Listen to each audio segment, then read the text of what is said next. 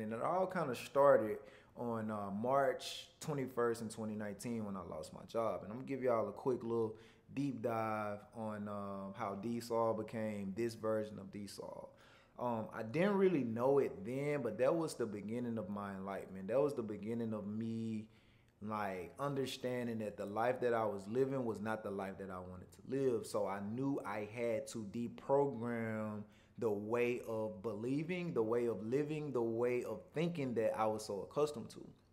Right. So I lost my job, right, man. Long story short, I was top in the company. I had just won a financial coach of the year with this company.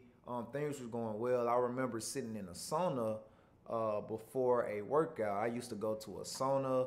I used to go to a gym, a hotel, every morning at 5:30 and work out in this boot camp class. And I used to sit in this sauna after every gym. And I remember sitting in the sauna, in the sauna, telling myself or feeling very accomplished with where I was in my life. Right, I still had my job at this point. I felt very accomplished. I felt very settled. Right, but now going back at it, it was complacency creeping up on me. And once I started feeling like I was good, literally like the next week I lost my job. It's crazy, right? And I remember telling myself when I walked out of that job that they created a monster. You feel me? And I ain't really understand it then, but now I fully understand what I meant when I said that. And what I meant was, yo, now that I don't have this job, because this was like the third time that I had got um, displaced from a job, and neither was my fault, right? So it kept coming up to where, hey, and every time I lost a job, shit, that led me down depression. I ain't have no money. I couldn't do for my daughter. I couldn't buy things. I couldn't eat, you know what I mean? So every time that I lost a job, it wasn't my fault. And here I am, the one that's suffering from it. So I was done with that shit. I'm done with letting somebody else control my future, man. Somebody else control my fate. Fuck no. I can't do it. Right? So when I walked out and said they created a monster, that's exactly what I meant. Like, I am about to figure this thing out. And so immediately I had to start driving Lyft. And Lyft was, I kind of hated driving that car, picking up those people, doing those rides. I met some amazing people, and I made ends meet with Lyft, and I didn't like it for a long time. But then when I started realizing I needed Lyft, because what Lyft created for me was a way that I had to be by myself. Literally had to be by myself when the riders and the passengers were gone. I had to sit in that car, and I was listening to music a lot because I love music, but eventually the radio songs got old. I got tired of listening to Dirt 50 million times, Future 100 million times, you know what I mean? So sometimes I just cut the music off. And that's when enlightenment started happening for me, when I cut the music off and just listen to my own thoughts. Listen to my own way of thinking that obviously needed to change, right? And so I didn't really realize it then, and it just kind of dawned on me now. All of those were forms of meditation, right? I started realizing some of the bad habits of mine. Like, I remember calling one of my friends, Josh. He was living in Atlanta at the time. I went down there to drive Lyft, and on my way back, I called him. I said, bro, like, I just realized I'm a procrastinator, bro. I'm lazy as shit. You know what I'm saying? Like, here I am. At that time, it's probably like 3 or 4 months after I lost my job. I'm saying I'm going to be this super, super, super big entrepreneur guy, but here I am, like, not even working on my business. I'm just driving Lyft every day. I'm lazy.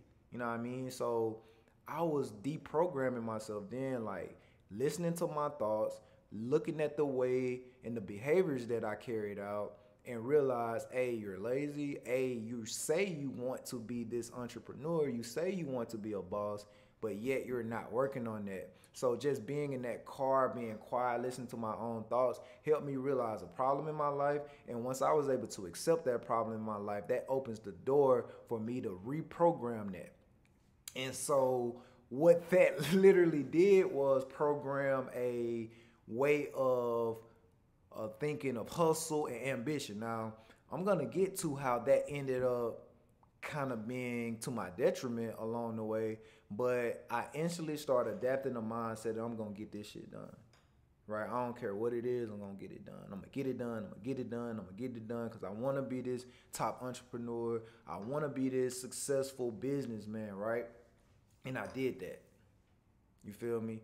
I did that. I programmed all of that in my head and literally drove myself right back to depression because I developed this program to just get shit done. So over the course of 2 years now, I did. I was very successful. I won Rising Star Award as soon as I got my real estate license. I won Rookie of the Year for my real estate office in New Orleans, Louisiana when I was living there.